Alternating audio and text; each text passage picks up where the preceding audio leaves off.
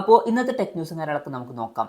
ആദ്യത്തെ ന്യൂസിലോട്ട് വരികയാണെന്നുണ്ടെങ്കിൽ ഐക്യു 10 എന്നുള്ള സ്മാർട്ട് ഫോണിൻ്റെ ചില സ്പെസിഫിക്കേഷൻ അവർ ഒഫീഷ്യലായിട്ട് കൺഫേം ചെയ്തിരിക്കുകയാണ്. ഈ ഒരു ഫോണിൽ 80 LTPO അമോലെഡ് ഡിസ്പ്ലേ ആയിരിക്കും വരിക. ഫ്ലാറ്റ് ആയിട്ടുള്ള ഡിസ്പ്ലേ വരുന്നതായിരിക്കും. 144 ഹെർട്സിൻ്റെ റിഫ്രഷ് റേറ്റ് സപ്പോർട്ട് ചെയ്യും. In display finger print sensor ഇതിൽ വരുന്നതായിരിക്കും. 199 ഗ്രാം ആയിരിക്കും വെയിറ്റ് വരിക. തിക്നെസ് വരിക 7.9 mm ആയിരിക്കും. പിന്നെ നേരത്തെ കൺഫേം ചെയ്തിട്ടുള്ള ഒരു കാര്യമാണ് 50 mega pixel main camera sensor ഇതിൽ വരും. Sony IMX921 main camera sensor ആയിരിക്കും വരിക. OSന്റെ സപ്പോർട്ട് വരും. പിന്നെ ആൻഡ്രോയിഡ് 15 ബേസ് ആയിട്ടുള്ള ഒറിജിനൽ OS സോഫ്റ്റ്വെയർ ആയിരിക്കും ഇതിൽ വരിക. അതുപോലെ തന്നെ പ്രോ വെർഷനിൽ MediaTek Dimensity 9400 എന്ന പ്രോസസ്സർ വരുന്നതായിരിക്കും. LPDDR5Xന്റെ റാമും അതുപോലെ തന്നെ ഈ ഫോണുകളിൽ സെപ്പറേറ്റ് ഒരു Q2 ഗെയിമിംഗ് ചിപ്പ് സെറ്റും കാര്യങ്ങളൊക്കെ വരുന്നതായിരിക്കും. പിന്നെ ഇത് കൂടാതെ ഐക്യു 10 സീരീസിൽ വരുന്ന ഫോണുകളുടെ ക്യാമറ സാമ്പിൾസ് അവർ പുറത്ത് വിട്ടിട്ടുണ്ട്. പിന്നെ റെഡ്മി KT Pro എന്ന ഫോണിൻ്റെ ക്യാമറ ഫീച്ചേഴ്സിനെ പറ്റിയിട്ടുള്ള കാര്യങ്ങൾ പറയാൻ കഴിഞ്ഞിട്ടുണ്ട്. അപ്പം ഈ ഒരു ഫോണിൻ്റെ പിന്നിൽ ട്രിപ്പിൾ ക്യാമറ സെറ്റപ്പ് വരുന്നതായിരിക്കും. 50 mega pixel main camera sensor ആയിരിക്കും ഇതിൽ വരിക. ഇത് ലൈറ്റ് 800 സെൻസർ ആയിരിക്കും. OSന്റെ സപ്പോർട്ട് വരും. പിന്നെ 50 മെഗാ പിക്സൽ ടെലിഫോട്ടോ ലെൻസ് ഇതിൽ വരും. ഇതിൽ 2.5x ഒപ്റ്റിക്കൽ സൂം സപ്പോർട്ട് ചെയ്യുന്നതായിരിക്കും. ഇത് കൂടാതെ 32 mega pixel ultra wide angle lens വരുന്നതായിരിക്കും. ഇതിൻ്റെ ഫീൽഡ് ഓഫ് വ്യൂ വരിക 120 ഡിഗ്രി ആയിരിക്കും. പിന്നെ മുമ്പുള്ള റിപ്പോർട്ടുകൾ അനുസരിച്ചിട്ട് ഈ ഒരു ഫോണിൽ 2K റെസൊല്യൂഷനിൽ വരുന്ന 120 ഹെർട്സിൻ്റെ റിഫ്രഷ് റേറ്റ് സപ്പോർട്ട് ചെയ്യുന്ന OLED ഡിസ്പ്ലേ ആയിരിക്കും വരിക. IP68-69 റേറ്റിംഗ് കാര്യങ്ങളൊക്കെ സപ്പോർട്ട് ചെയ്യും. 6000 mAh ബാറ്ററി ഒക്കെ ഇതിൽ വരുന്നതായിരിക്കും. 120 വാട്ടിൻ്റെ ഫാസ്റ്റ് ചാർജ് സപ്പോർട്ടും 50 വാട്ടിൻ്റെ വയർലെസ് ചാർജ് സപ്പോർട്ടൊക്കെ വരുന്നതായിരിക്കും. സ്നാപ്ഡ്രാഗൺ 8L8 എന്ന ഫ്ലാഗ്ഷിപ്പ് പ്രോസസ്സർ തന്നെ ഇതിൽ വരുന്നതായിരിക്കും. പിന്നെ ഇതിൻ്റെ കൂടെ റെഡ്മി KT എന്ന സ്മാർട്ട് ഫോൺ കൂടി ലോഞ്ച് ചെയ്യുന്നതായിരിക്കും. പിന്നെ ഹോണർ 300 സീരീസിൻ്റെ ചൈനീസ് ലോഞ്ച് ഡേറ്റ് ഇപ്പോൾ ഒഫീഷ്യലായിട്ട് കൺഫേം ആയിട്ടുണ്ട്. ഡിസംബർ 2 ഈ സ്മാർട്ട് ഫോണുകൾ ചൈനീസ് മാർക്കറ്റിൽ ലോഞ്ച് ചെയ്യാൻ പോകുന്നത്. ഇപ്പം ഈ ഒരു സീരീസിൽ 3 ഫോണുകൾ വരുന്നതായിരിക്കും. ഹോണർ 300 Pro അതുപോലെ തന്നെ 300 അൾട്രയും. ഇപ്പം ഇതിൽ 300 അൾട്രയിൽ സ്നാപ്ഡ്രാഗൺ 8 Gen 3 എന്ന പ്രോസസ്സറൊക്കെ വന്നേക്കാം. പിന്നെ ഈ ഫോണുകളിൽ 5300 mAh ബാറ്ററിയും 100 വാട്ടിൻ്റെ ഫാസ്റ്റ് ചാർജ് സപ്പോർട്ടും കാര്യങ്ങളൊക്കെ വരുന്നതായിരിക്കും. പ്രോയിലും അൾട്രയിലും വയർലെസ് ചാർജിങ് സപ്പോർട്ടും കൂടി വരുന്നതായിരിക്കും. പിന്നെ HMD എന്ന ബ്രാൻഡിൻ്റെ HMD ഫ്യൂഷൻ എന്നുള്ള പുതിയൊരു സ്മാർട്ട് ഫോൺ ഇപ്പം ഇന്ത്യൻ മാർക്കറ്റിൽ ലോഞ്ച് ചെയ്തിട്ടുണ്ട്. എടുത്തു പറയേണ്ട കാര്യം എന്ന് പറയുന്നത് മോഡുലാർ ഡിസൈനാണ് ഇതിൽ വരുന്നത്. അതായത് എക്സ്റ്റേണൽ കാര്യങ്ങൾ നമുക്ക് വേറെ ഇതിലോട്ട് കണക്ട് ചെയ്യാൻ കഴിയുന്നതായിരിക്കും. പിന്നെ വളരെ ഈസി ആയിട്ട് റിപ്പയർ ചെയ്യാൻ കഴിയുന്ന ഒരു ഫോൺ കൂടിയായിരിക്കും ഇത്. അപ്പം ഈ ഒരു ഫോണിൽ 6.56 ഇഞ്ചിൻ്റെ HD+ LCD ഡിസ്പ്ലേ ആണ് വരുന്നത്. പഞ്ചോൾ ഡിസൈനാണ് വരുന്നത്. 90 ഹെർട്സിൻ്റെ റിഫ്രഷ് റേറ്റ് സപ്പോർട്ട് ചെയ്യുന്നുണ്ട്. സ്നാപ്ഡ്രാഗൺ 4 Gen 2 എന്ന 5G പ്രോസസ്സർ കൊടുത്തിട്ടുണ്ട്. 108+2 മെഗാ പിക്സൽ ഡ്യുവൽ ക്യാമറ സെറ്റപ്പും 50 മെഗാ പിക്സൽ സെൽഫി ക്യാമറയും വരുന്നുണ്ട്. 5000 mAh ബാറ്ററിയും 33 വാട്ടിൻ്റെ ഫാസ്റ്റ് ചാർജ് സപ്പോർട്ടൊക്കെ വരുന്നുണ്ട്. 8GB റാം 256GB ഇന്റേണൽ വെർഷൻ്റെ വില വരുന്നത് 17,999 രൂപയാണ്. പിന്നെ ഓഫറിൽ 15,999 രൂപയ്ക്കും ഈ ഫോൺ ലഭിക്കുന്നുണ്ട്. അപ്പം ഈ ഒരു പ്രൈസ് റേഞ്ചിൽ അത്ര മികച്ച ഫീച്ചേഴ്സ് വരുന്നതായിട്ട് എനിക്ക് പേഴ്സണലി തോന്നിയിട്ടില്ല. ഈ ഒരു പ്രൈസ് റേഞ്ചിലൊക്കെ HD റെസൊല്യൂഷൻ മാത്രമേ വരുന്നുള്ളൂ. അതൊക്കെ കുറച്ച് ഡിസപ്പോയിൻറ്റിംഗ് ആയിട്ടുള്ള കാര്യമാണ്.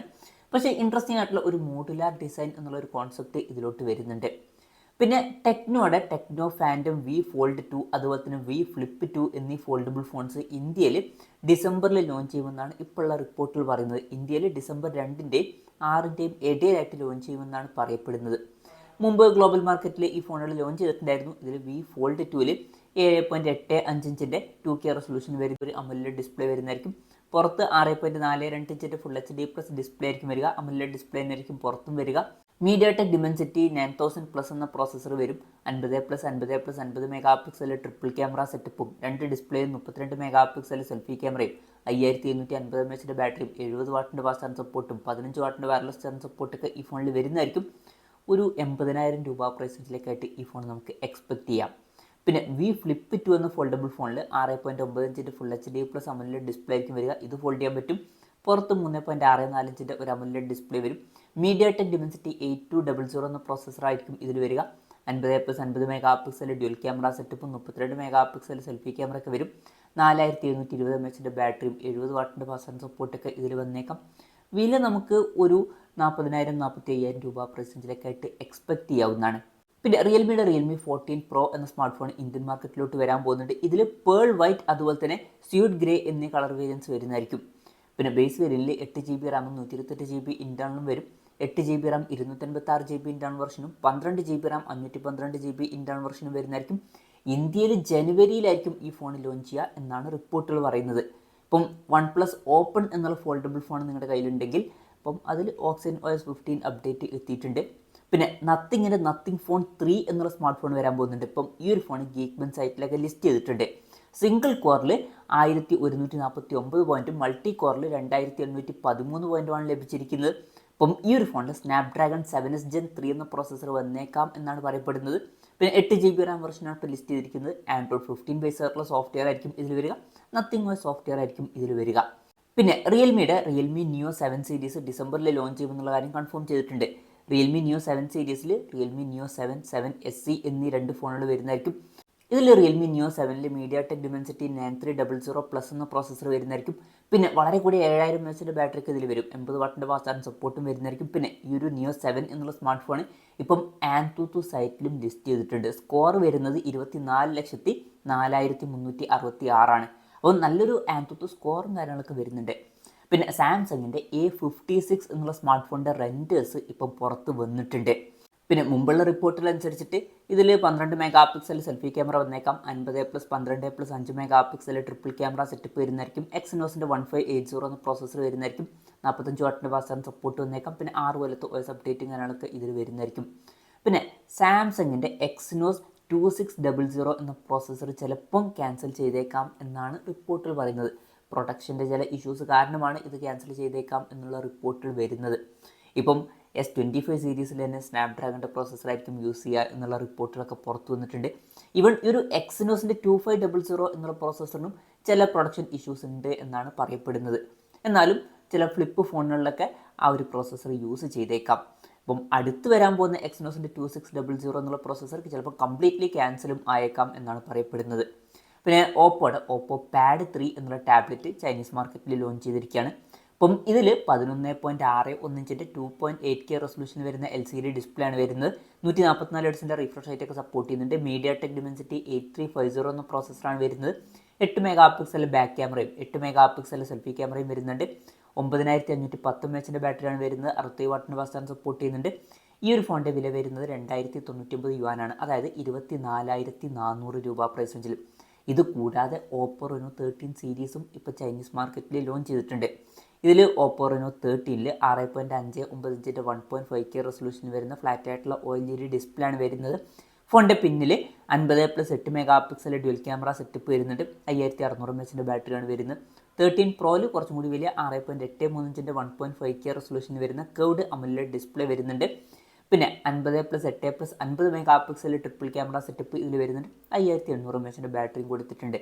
രണ്ട് ഫോണുകളിലും 120 Hz റിഫ്രഷ് റേറ്റ് സപ്പോർട്ട് ചെയ്യുന്നുണ്ട്. രണ്ട് ഫോണുകളിലും സെയിം ആയിട്ടുള്ള മീഡിയാടെക് ഡിമെൻസിറ്റി 8350 എന്ന പ്രോസസ്സറാണ് വരുന്നത്. രണ്ട് ഫോണുകളിലും 50 MP സെൽഫി ക്യാമറ എടുത്തിട്ടുണ്ട്. 80 വാട്ടിൻ്റെ ഫാസ്റ്റ് ചാർജിങ് സപ്പോർട്ടും വരുന്നുണ്ട്. ഇതിൽ ഓപ്പോ റെനോ 13 എന്നുള്ള സ്മാർട്ട് ഫോൺ ഏകദേശം 31,400 രൂപ പ്രൈസ് റേഞ്ചിലും 13 പ്രോ എന്നുള്ള സ്മാർട്ട് ഫോൺ ഏകദേശം 39,500 രൂപ പ്രൈസ് റേഞ്ചിലായിട്ടാണ് ലോഞ്ച് ചെയ്തിട്ടുള്ളത്. പിന്നെ ഷവോമിയുടെ ഒരു മിഡ് റേഞ്ച് ഫോൺ വരാൻ പോകുന്നു എന്നാണ് റിപ്പോർട്ടുകൾ പറയുന്നത്. അതിൽ 7000 mAh ബാറ്ററി ഒക്കെ വരുമെന്നാണ് പറയപ്പെടുന്നത്. അതുപോലെ തന്നെ സ്നാപ്ഡ്രാഗൺ 8S Elite എന്ന പ്രോസസ്സറും വരുന്നതായിരിക്കും. ഇത് സ്നാപ്ഡ്രാഗൺ 8 Elite എന്ന പ്രോസസ്സറിൻ്റെ തൊട്ട് താഴെ വരുന്ന പ്രോസസ്സർ ആവാനാണ് സാധ്യത. അപ്പം ഇപ്പം പുറത്തു വന്നിട്ടുള്ള റിപ്പോർട്ടുകളിൽ മിഡ് റേഞ്ച് എന്നാണ് പറയുന്നത് എന്നുണ്ടെങ്കിലും അപ്പോൾ അത്ര ഒരു മിഡ് റേഞ്ച് എന്ന് പറയാൻ പറ്റിയിട്ടുള്ള ഒരു ഫോൺ ആയിരിക്കാൻ ചാൻസ് ഇല്ല. നമുക്ക് ഒരു 30,000-35,000 രൂപ പ്രൈസ് റേഞ്ചിലൊക്കെ ആയിട്ട് ഇതുപോലൊരു ഫോൺ എക്സ്പെക്റ്റ് ചെയ്യാം. പിന്നെ വിവോയുടെ S20 Pro എന്നീ ഫോണുകളുടെ ചില ഫീച്ചേഴ്സ് കൺഫേം ചെയ്തിരിക്കുകയാണ്. ഇതിൽ S20 Proയിൽ മൈക്രോ കോഡ് കർവ്ഡ് ഡിസ്പ്ലേ വരുന്നതായിരിക്കും. 50 MP ടെലിഫോട്ടോ പോർട്രേറ്റ് ലെൻസ് വരും. OSൻ്റെ സപ്പോർട്ട് ഇതിൽ വരും. മീഡിയാടെക് ഡിമെൻസിറ്റി 9300+ എന്ന പ്രോസസ്സർ വരുന്നതായിരിക്കും. S20ൽ 6500 mAh ബാറ്ററി വരും.